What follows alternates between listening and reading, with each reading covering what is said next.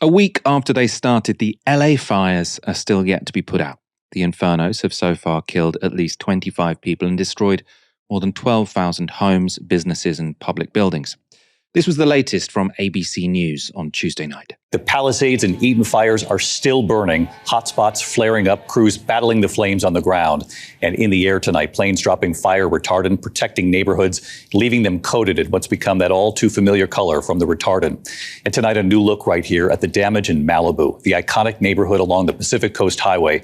Home after home now gone, and across the fire zone for families trying to rent or find another home for their family, the reality of what they're now facing, the bidding wars and competition to rent a place to live. For the thousands of families burnt out of their homes, finding a new place to live will, of course, be the obvious priority. But for Americans at large, there is already a big debate emerging about what exactly allowed these fires to happen. So what is to blame? Well, a phrase I keep hearing is that these fires happened at the urban-wilderness interface. You can see what that means from a map showing the major areas hit, which are all on the outskirts of LA, where the city meets the Californian wilderness. The largest fire by size, is the Palisades fire in the west. The next biggest is the Eaton fire in the north and the Hearst fire in the northwest. These areas are popular places to live precisely because of their proximity to nature and their corresponding natural beauty. So for one perhaps extreme example, this is the $26 million home of Tom Hanks in the Palisades. You can see the mansion above Hanks's was burned in the fire. The house at the Forrest Gump star had a lucky escape. Of course, not everyone hit by the fire was part of California's elite, and ABC News visited Altadena, a diverse working-class community in Los Angeles County. It was literally shooting like fireballs. It looked like a volcano. I got the You're getting your mother. Getting my mother. We're going. I go to the left, and my sister's car is still there. But his sister, 59-year-old Evelyn McClendon, got separated. He found her the next day. Me and my cousin came back and climbed over there and checked and got a shovel, and that's where they found her remains. And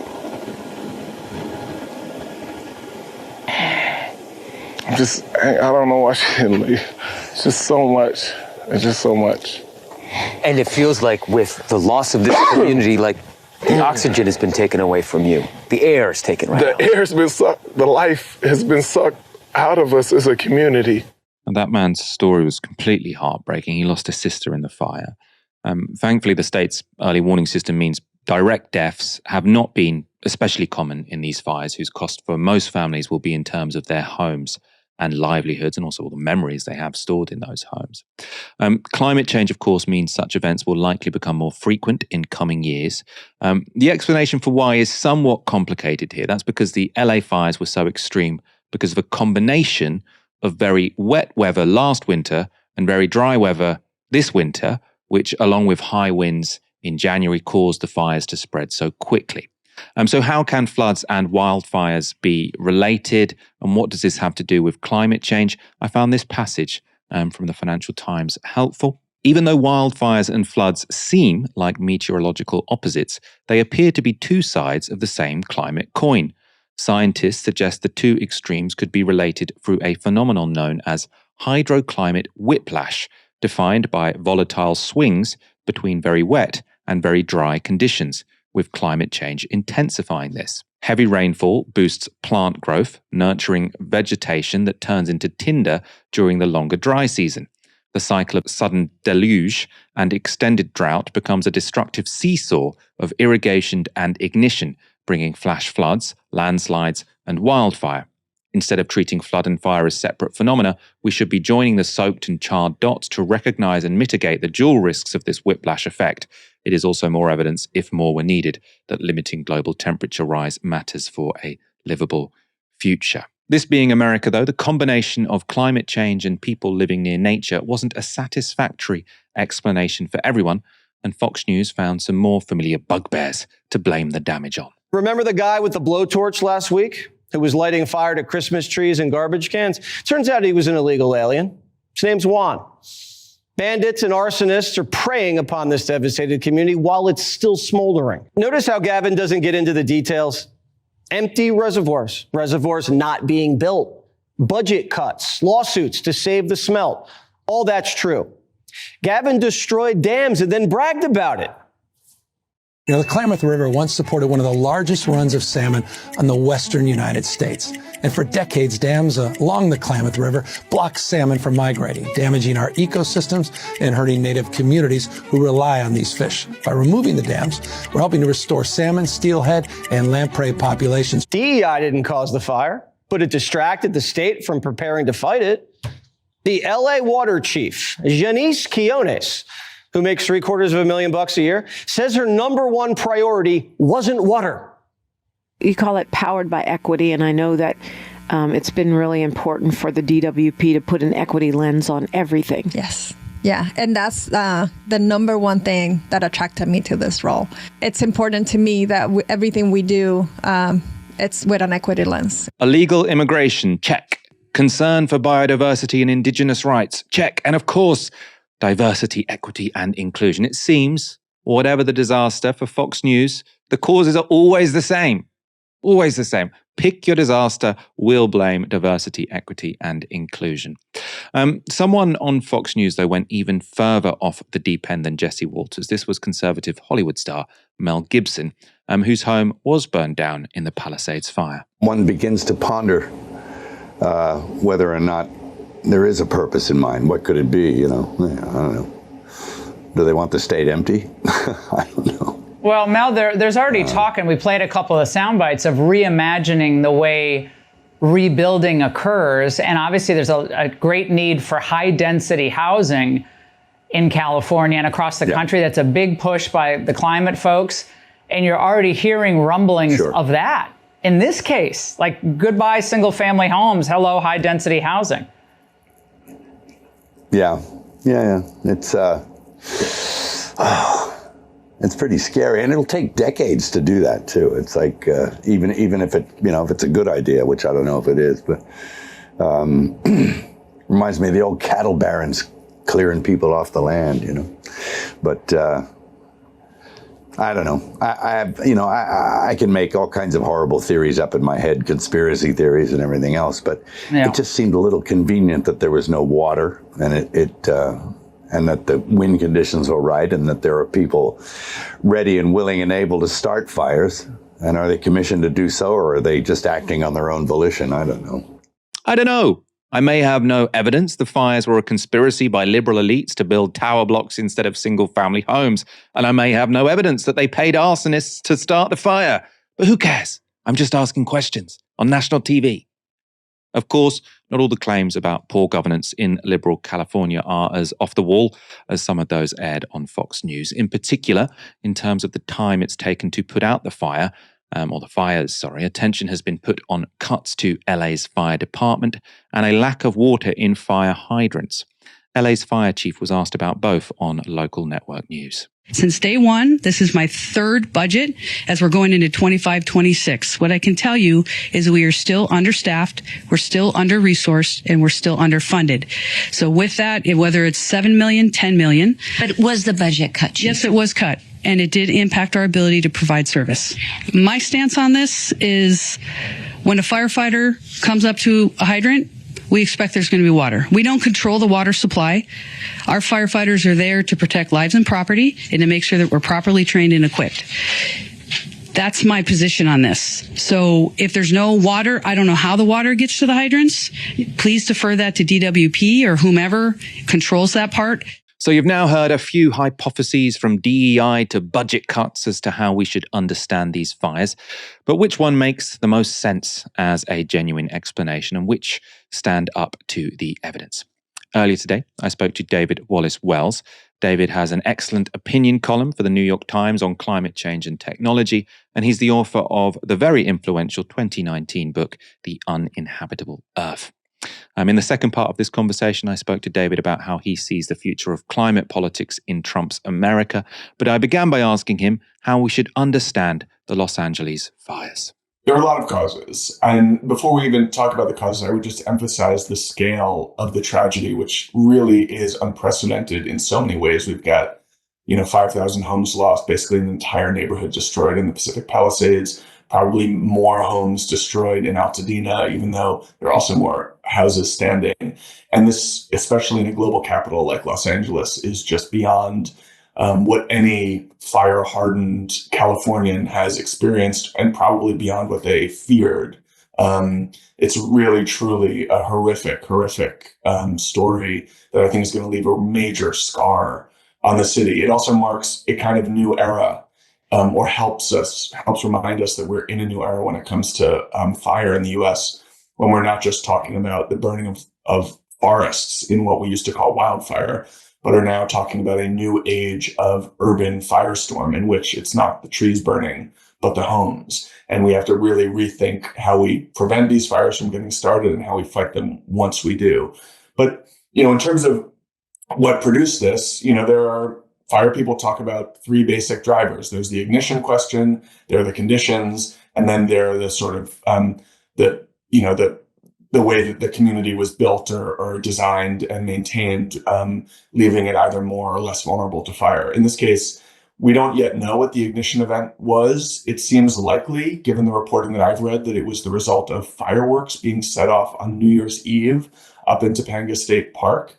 The fires, that created a fire which was put out, according to local authorities, but sort of smoldered or burned underground for a week and a half before the winds picked up, and then exploded again.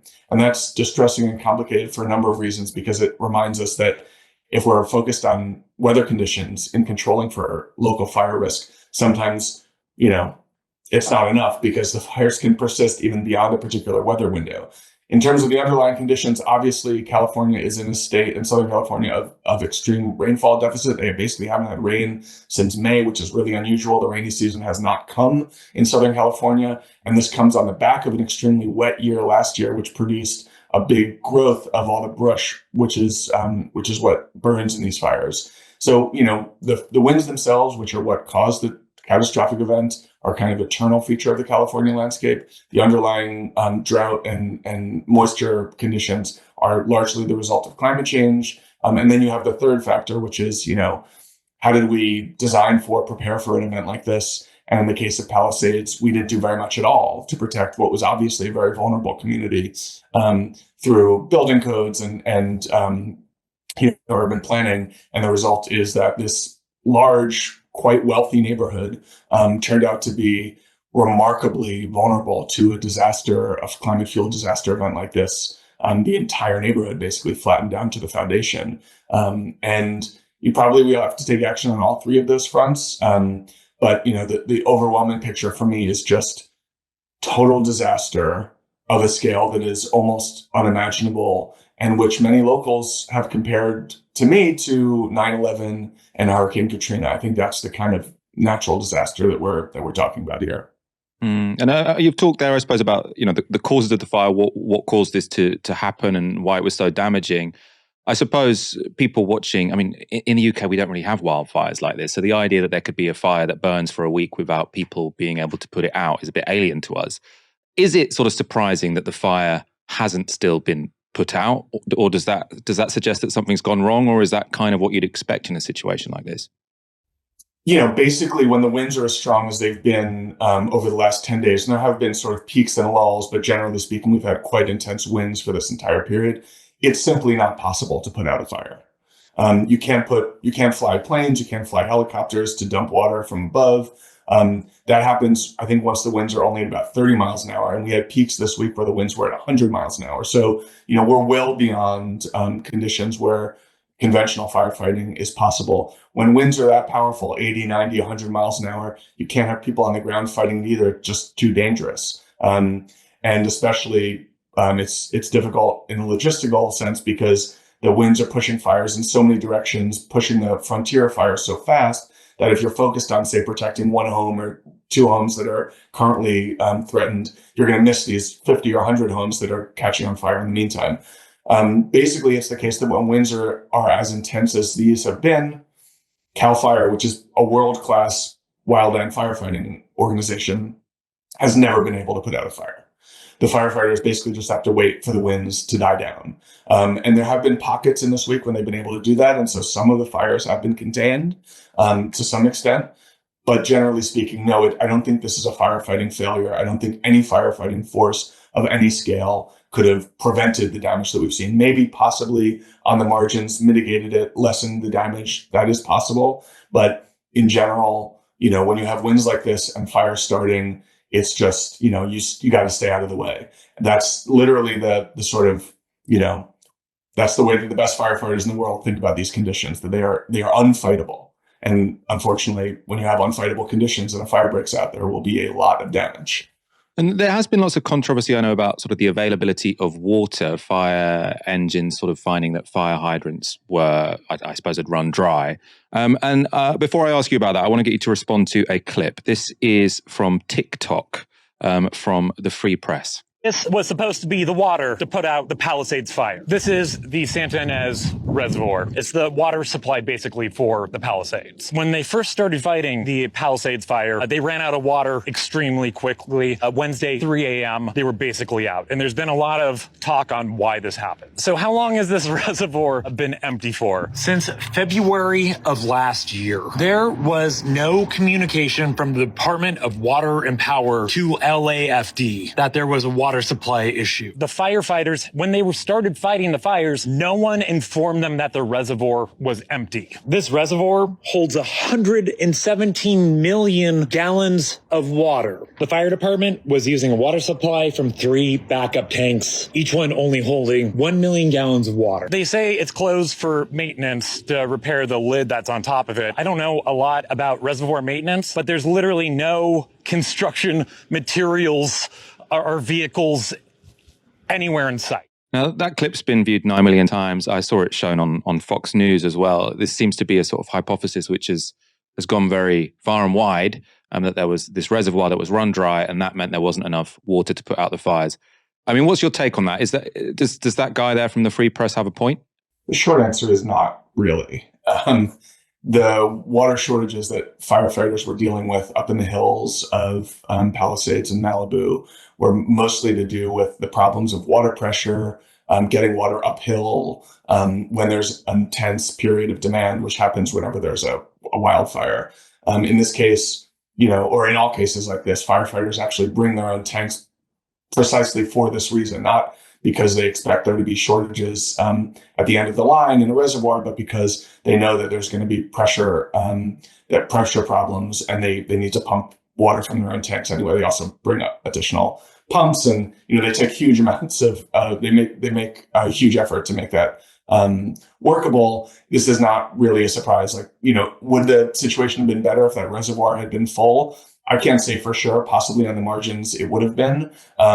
But I think the main issue, to the extent that a lack of water was a problem, it was just a problem created by the fact that whole neighborhoods were on fire, and the firefighters were draining water, and local residents were draining water to try to fight them. And that had an effect on the system-wide pressure. Could you say we need a different system understood from scratch to, endure these conditions better and provide, backup pressure so that the firefighters have water? That's possible, but that's like an infrastructure project of a massive scale, a generational undertaking, which perhaps the city will now undertake. But it's not the result of policy decisions over the last year or two, and certainly not the result of the water levels in that reservoir in particular.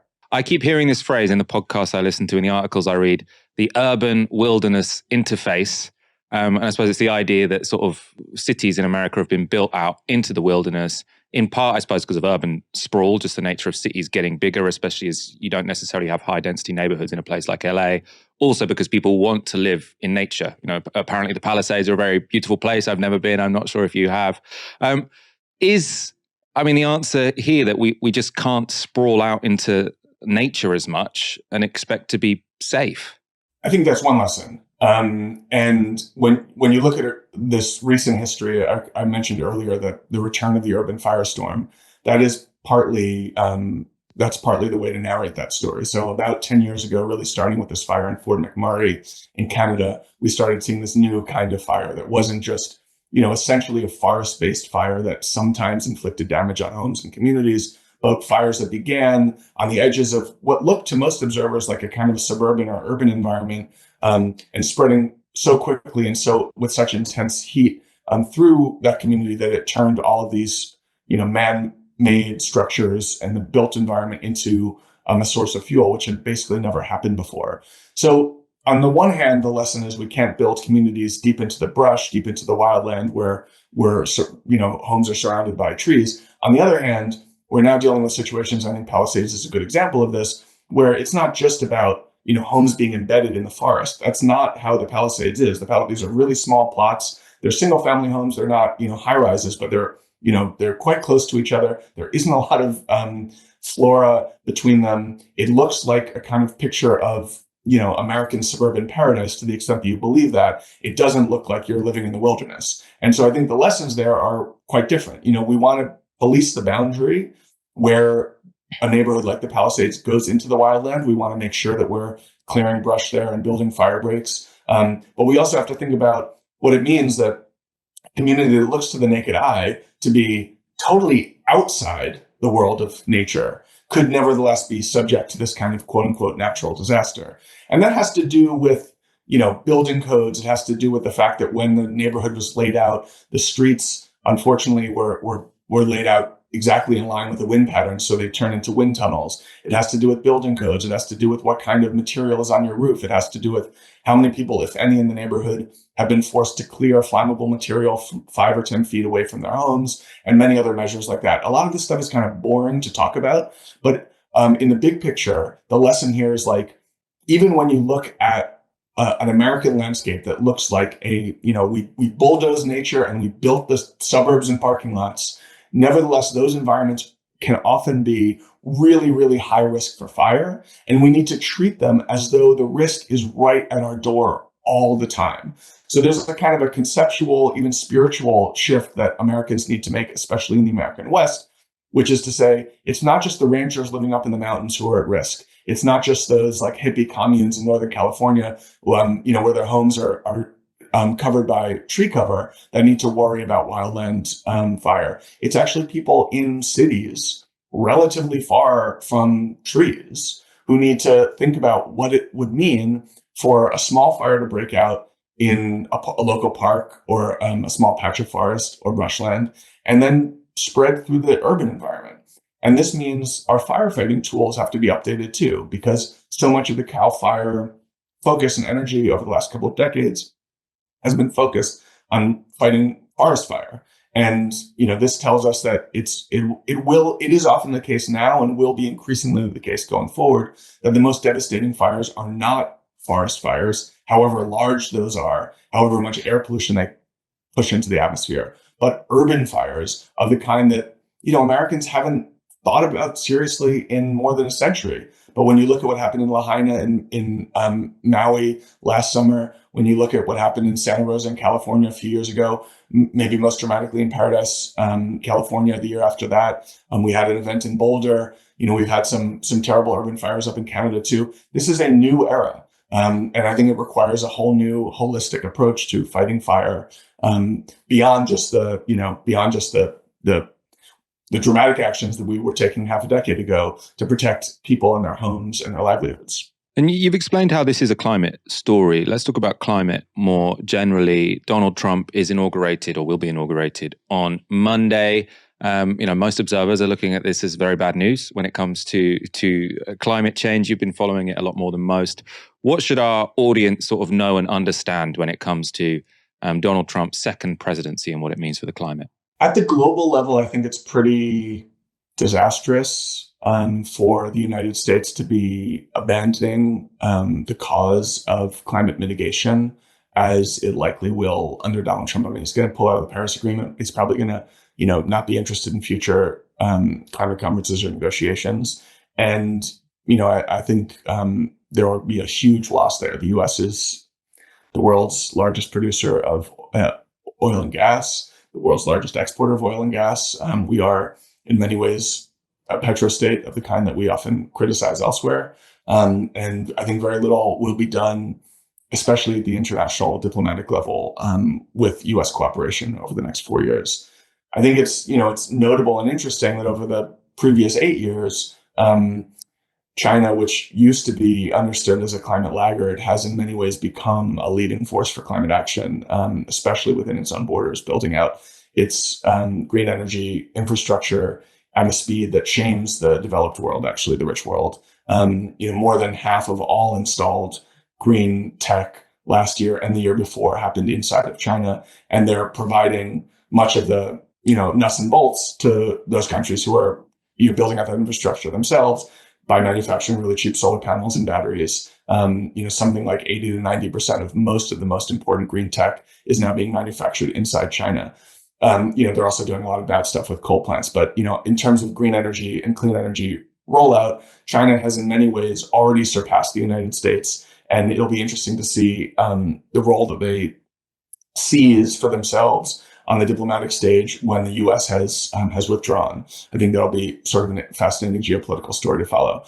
In domestic politics in the U.S., I think that the gains of Joe Biden's IRA are likely to stick a little bit more than most people imagine, because essentially they've been federal subsidies to business people in red places, red states and purple states. And I think that it has already kind of significantly eroded the right-wing hostility to climate action. Now, there's very little punitive stuff in the IRA. There's one tax basically in the whole bill. Mostly it's tax incentives, and I think that's probably one reason why a lot of it will endure. When you look at how much wind and solar has been built in Texas over the last few years, it actually towers over the rest of the country. Many of the states that are producing the most abundant clean energy are now red states through the kind of wind belt to the middle of the country. And I don't think those representatives are going to be eager to undo the gifts they're getting from the federal purse. So I think it's quite likely that we end up not doing anything more than we were doing 6 months ago, but not doing much less either. There probably is going to be significant rollback of environmental regulations of a more traditional kind at the EPA. The Supreme Court has already in certain ways handcuffed our environmental agencies. But I think in terms of regulating, clean air and clean water and pollution, probably there's going to be rollback there. But I actually think the rollback will be more significant on those fronts than on the carbon front, just because there's so much, business interest now in developing American clean energy. I may be wrong. It may be that the culture war stuff prevails over the dollars and cents stuff. But when I think about Donald Trump and his what motivates him and what shapes his thinking, I think of him as someone who sees the money and grabs it, rather than someone who is willing to take a loss for a principle. And I think that's basically where we're going to be heading with climate action over the next few years.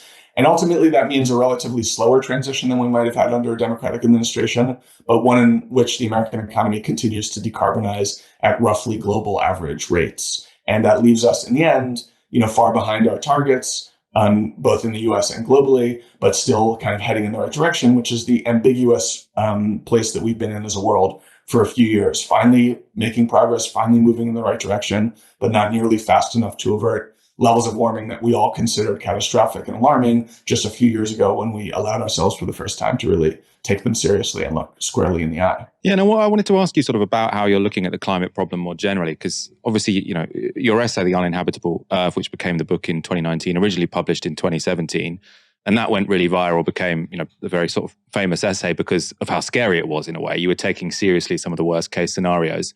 When I've sort of read your work or listened to you sort of in interviews since then, you do have a more upbeat tone when it comes to climate, or at least you sound a bit less catastrophic when talking about it.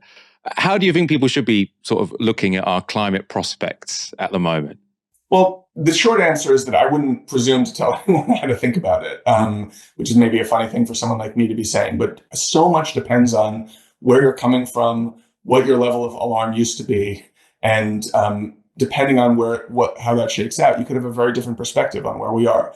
I had an extremely alarmist view of the likely future when I was working on climate in 2016, 2017, 2018. It didn't seem to me like the world was taking much action at all. And it seemed likely that we were heading to some scenarios that looked really, really, really, really bleak, which is to say 4 to 5 degrees Celsius of warming above the pre-industrial average.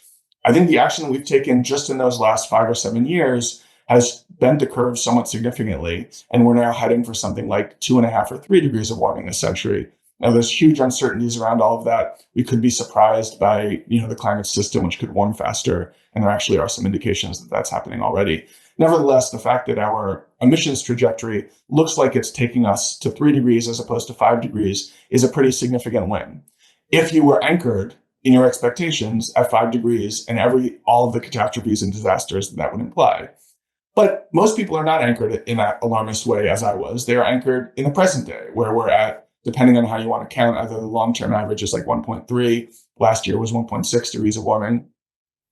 And from there, that means that even 3 degrees is a whole hell of a lot more warming than we have today, which means a whole hell of a lot more climate disruption, a whole hell of a lot more human suffering, a whole hell of a lot more political disarray caused by climate impacts than we have even today, when we can start to see quite remarkable, horrifying impacts, as we've been talking about today.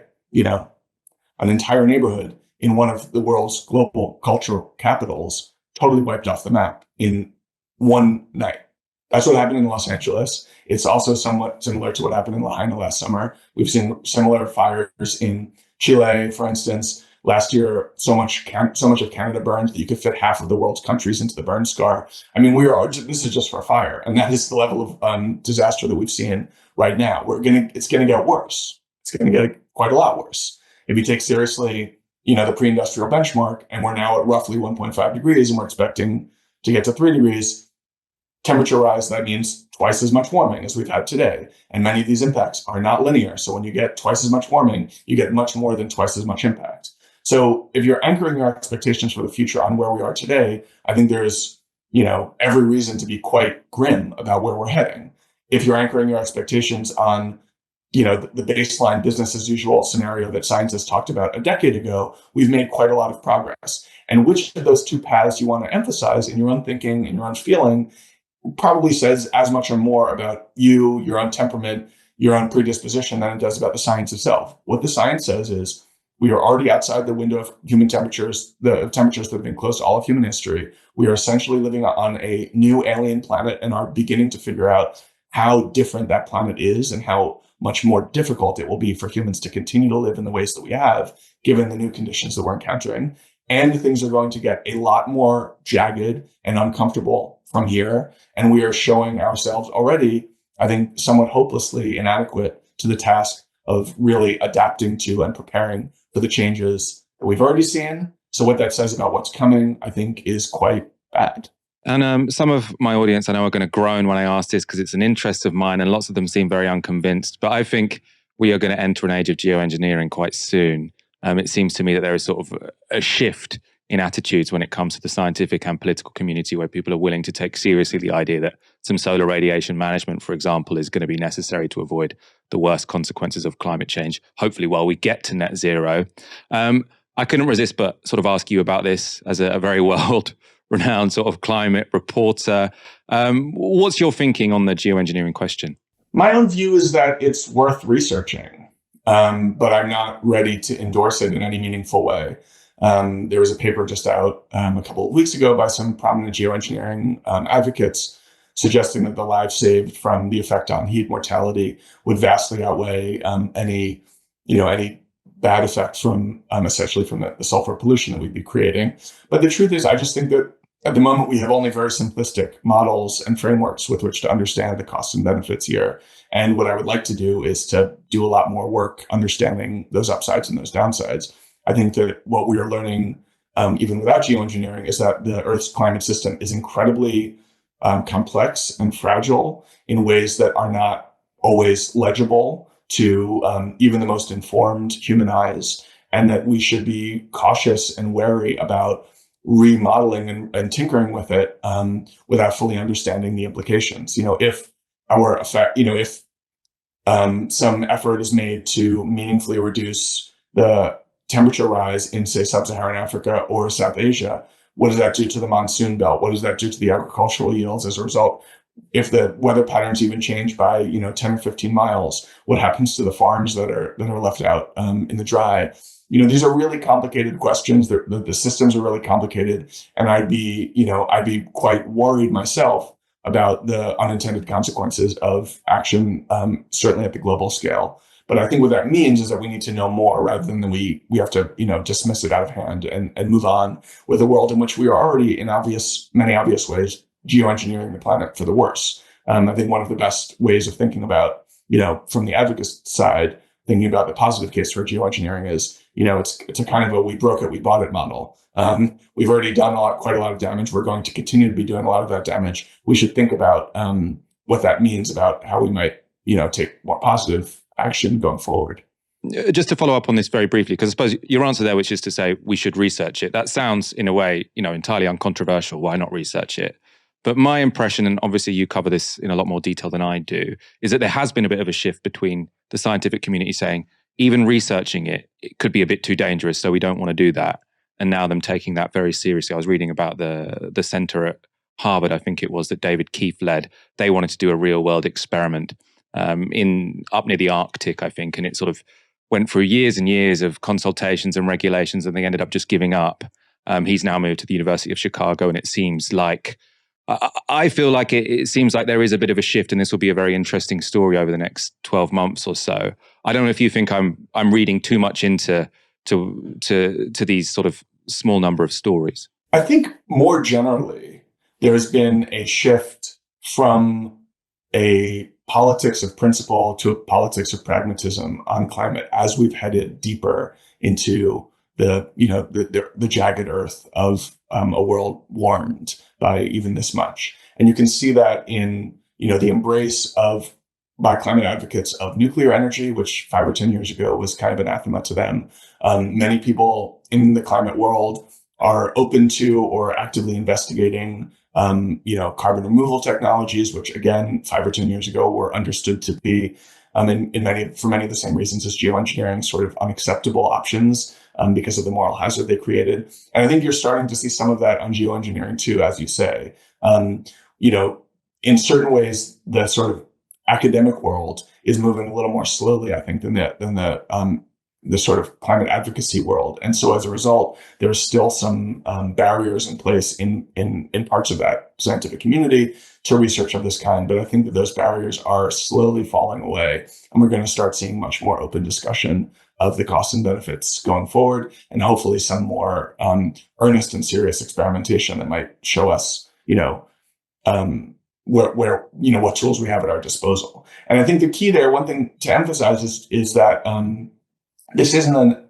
either or binary question. It's not like either we geoengineer the world to bring it back to pre-industrial temperatures, or we don't do anything. We might want to take local action in certain areas. We might want to, there are just many more complicated considerations. And, so long as we don't have the research, we have to talk about it in abstract terms. But one hopes that once we get a little farther down a path of knowledge, we can talk about it with a bit more nuance and sophistication.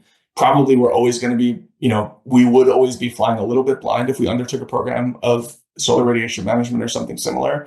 But the hope is that we'll be flying less blind than we would now. And we could, even if we don't end up undertaking such a program, we could at least talk about the costs and the benefits in more informed ways. At the moment, I think, unfortunately, we're still operating from first principles. And as was the case with nuclear and some other areas, I think that sort of blinds us and ties our hands.